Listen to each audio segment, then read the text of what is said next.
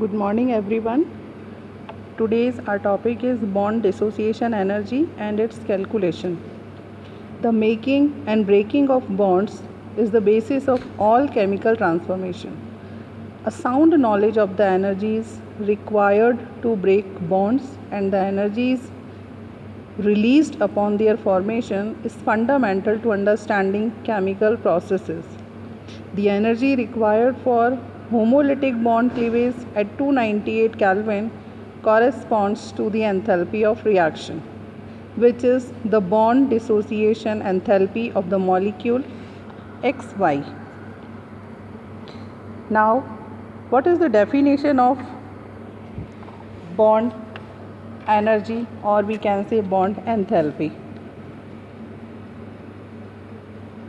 The bond energy is defined as the average amount of energy per mole required to break a particular bond in a molecule into its constituent atoms in the gaseous state. Bond energy is commonly referred to as bond enthalpy because most of experiments are carried out at constant pressure. In the case of diatomic molecule, the energy required to break the XY bond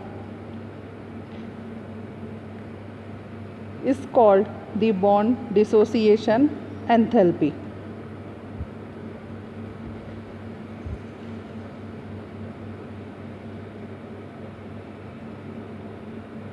In a diatomic molecule, the bond enthalpy is the average value of the bond dissociation enthalpies of the XY bond in a series of different compounds. For example,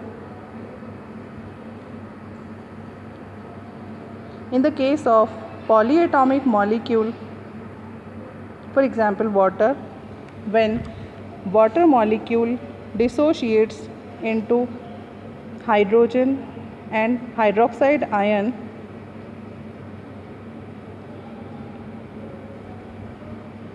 the bond enthalpy at 298 Kelvin temperature is 502.1 kilojoule per mole. And in second step, when hydroxide ion gives the constituent atoms oxygen and hydrogen atom, the change in bond enthalpy, the change in enthalpies, that is bond enthalpy at 298 Kelvin, will be 423.4 kilojoule per mole. By adding these two equations, we get the overall reaction in which a one more water molecule gives two hydrogen atoms and one oxygen atom, and the bond enthalpy at 298 Kelvin temperature is 925.5 kilojoule per mole. Thus, this energy is required to break the two OH bonds. The average bond energy for OH bond is given as 462.8 kilojoule per mole. Similarly, the average bond energy of CH bond can be calculated as follows. In the formations of 4 CH bonds in methane, we consider that HH bonds in two molecules of hydrogen are broken and carbon is converted into carbon gaseous state. When methane dissociates into solid carbon and two hydrogen atom in two hydrogen molecule, thus the delta H will be equal to, or we can say bond enthalpy will be equals to 75.31 kilojoule per mole.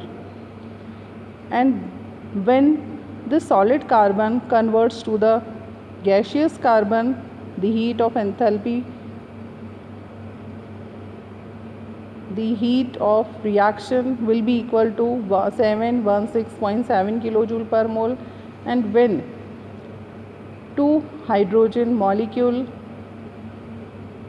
breaks into 4 hydrogen atom, the bond enthalpy will be 872.0 kilojoule. When we add these equations, we get methane converts into gaseous form of carbon and 4 hydrogen atom. The overall enthalpy change is 1664.0 kilojoule. Since 4 CH bonds are broken, the average bond dissociation energy for each CH bond will be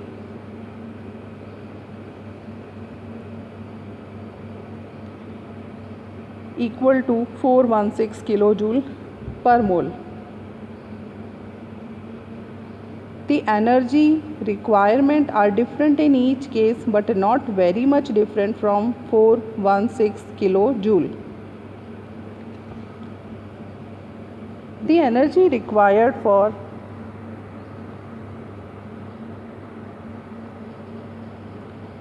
homolytic bond cleavage at 298 Kelvin corresponds to the enthalpy of reaction, which is the bond dissociation enthalpy of molecule XY.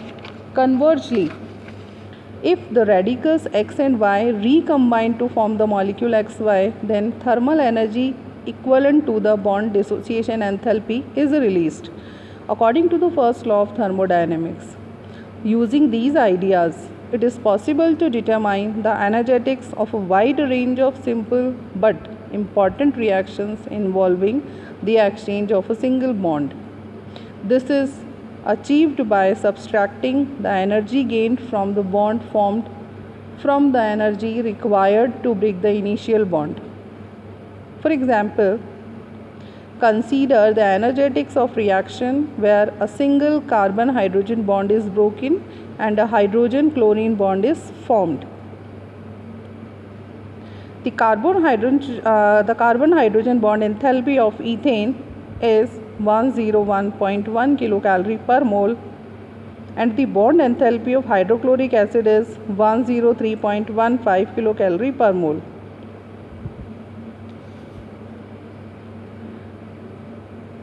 The forward reaction is determined to be endothermic, since delta H will be equals to minus 2.1 kilocalorie per mole, and the reverse reaction is endothermic, so delta H will be equals to plus 2.1 kilocalorie per mole.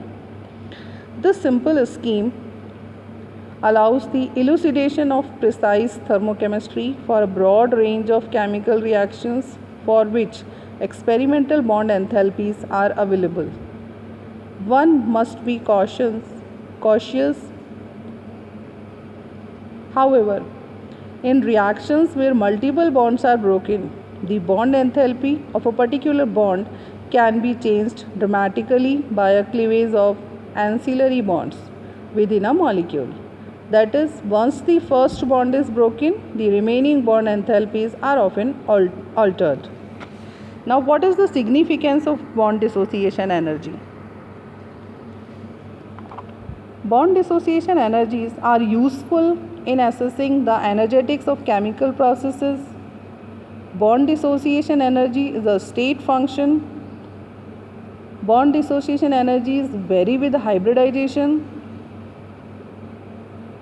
Bonds with sp3 hybridized carbons are weakest, and bonds with sp hybridized carbons are much stronger. The correlation with hybridization can be viewed as a reflection of the CH bond lengths. Longer bonds formed with sp3 orbitals are consequently weaker. Shorter bonds formed with orbitals that have more s character are similarly stronger. CH bond dissociation energies vary with substitution. Among sp3 hybridized system, methane has the strongest CH bond.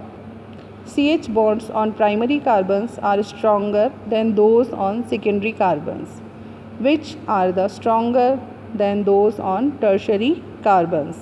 Now this topic has finished. Thank you. Have a nice day.